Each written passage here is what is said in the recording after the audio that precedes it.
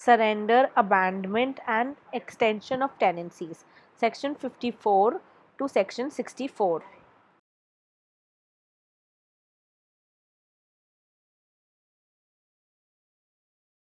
Section 55 is about surrender. So, a tenant other than a tenant bound by a lease or other agreement to continue to occupy his holding in the following year may, on or before 1st May, surrender his holding by giving up possession thereof, accompanied with a writing that is attested by the Tehsildar who has the jurisdiction or by the chairman of a municipal board whether such holding is or not sublet or mortgaged.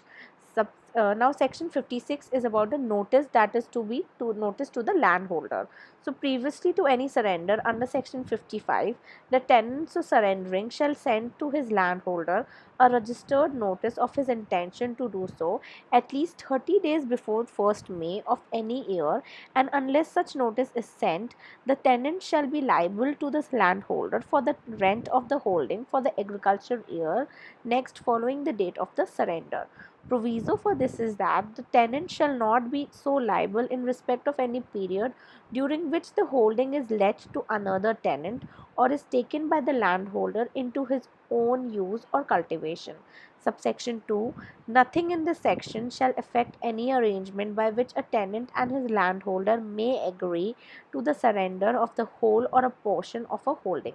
provided that such agreement is attested in the manner that is laid down in section 55. Now section 57 is about the surrender on enhancement, and section 58 is about the suit to set aside surrender. So a landholder to whom a notice has been sent under 56 or under section 57, he can institute a suit to have such notice to be declared invalid. And subsection 2 is this, that if no such suit is instituted, then the landholder shall be deemed to have accepted surrender. Section 59. Taking possession of surrendered holding, a landholder may enter upon and take possession of holding surrendered in accordance with the provisions of this Act.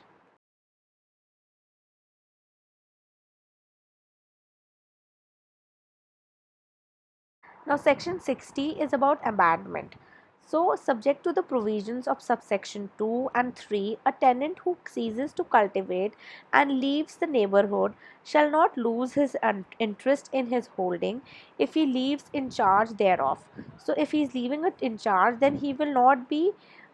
losing the interest in his holding, and thereof a person is responsible for the payment of rent as it falls due and gives written notice to the landholder of such arrangement. Subsection 2. If the person so left in charge is a person, first, on whom in the event of tenant death the tenant interest would devolve, second, who is to manage the holding for the benefit of the person on whom in the event of tenant's death the tenant interest would devolve, the tenant shall on expiry of a period of 7 years lose his interest in his holding unless he within such period has resumed cultivation, and such interest shall devolve on the person on whom the tenant interest would devolve in the event of his death. Subsection 3. If the person who is left in charge is not person that is mentioned in subsection 2, then the tenant shall on the expiry of the period for which he could have sublet be presumed to have abandoned his holding unless with such period he resumes cultivation thereof. Subsection 4. A tenant who ceases to cultivate and leaves the neighborhood otherwise than in accordance with the provisions of subsection 1 shall be presumed to have abandoned his holding. Section 61. Procedure before taking possession of a holding treated as abandonment. So, where the tenant is presumed to have abandoned his holding, the tehsildar shall, on his own motion or on the application of the landholder, as the case may be, cause a proclamation to be issued and served or published in the prescribed manner, stating that the holding of such tenant is intended to be treated as abandoned and entered upon and taken possession of accordingly, unless reasonable cause to the contrary effect is shown. Subsection 2, the tehsildar or the landholder, as the case may be, may enter upon and take possession of the holding if in response to the proclamation first no appearance is made or no reasonable cause to the contrary effect is shown either by the tenant who is presumed to have abandoned the holding or by any other person on behalf of such tenant within the period of 60 days from the date of service or publication of the proclamation. Second part of this is this, that an objection to such entry and possession is launched within the period I was said and is rejected. Subsection 3, if any holding is entered upon and taken possession of in contravention of the provisions of this section, the tenant thereof shall be deemed within the meaning of section 186 to have been ejected therefrom otherwise than by process of law in contravention of the provisions of this act. Subsection 4, when where any holding is entered upon and taken possession of under subsection 2, it may subject to provisions of section 62 be let to another tenant or cultivated personally by the landholder.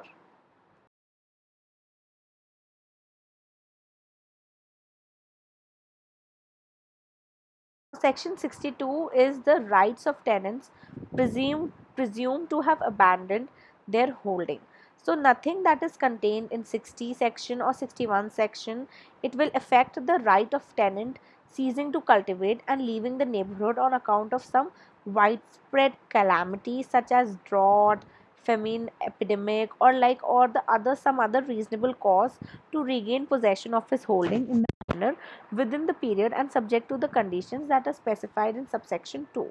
Now subsection 2 is that any such tenant may within the period of 1 year from the date of the service or from the date of the publication of a proclamation issued under subsection 1 of section 61 apply in a prescribed manner to whom, to the tehsildar, for his reinstatement and restoration of his holding, and if he satisfy the tehsildar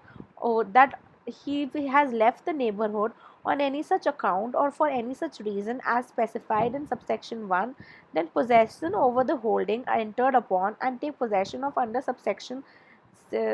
section 61 shall be restored to him as if he had not so abandoned it, subject to the payment by him of all the areas of rent due from him on account of such holding till the date of such restoration, including the period of abandonment. Proviso for this is that if the holding or any part thereof shall have under subsection 4 of section 61 first been let to another tenant, then the amount of rent due for such other tenant shall be deductible from the amount of such areas. Second, being cultivated personally by the landholder, then no rent shall be payable for the period of such cultivation.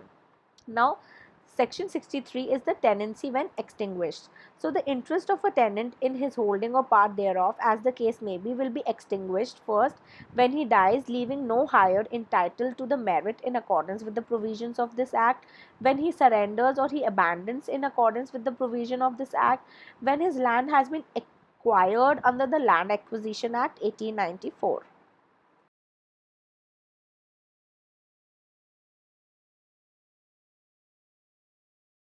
Next is when he has been deprived of possession and his right to recover possession is barred by limitation, when he has been ejected thereof according to the provisions of this act, when he acquires or he succeeds to all the rights therein of a landholder or the landholder inherits or otherwise acquires the same, when he sells or makes a gift thereof in accordance with the provisions of this act, or when he migrates from India to a foreign country without obtaining a valid passport or without lawful authority. And last is when the allotment of land is cancelled or the land is ordered to be presumed under the provisions of the Rajasthan Land Revenue Act 1956 or the rules that are framed thereunder, any other law for the time being in force.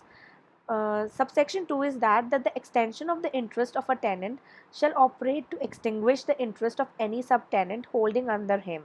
Proviso for this is that in every case not being a case that is specified in clause 3 of subsection 1, and such subsection shall, unless he himself has also been ejected or has become or is liable to ejectment under any provisions of this act or any other law for the time being in force, or unless he shall has been admitted to his holdings otherwise, then in accordance with law have the right to apply for the acquisition of his right of his tenant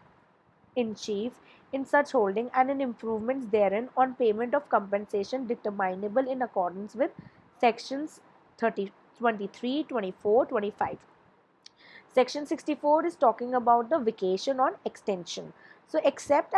as otherwise provided in this act, when the interest of a tenant or a subtenant is extinguished, then he can vacate his holding, but he shall have, in respect of the removal of any crops, the same right as he would have upon the ejectment in accordance with the provisions of this act. That's all. Thank you.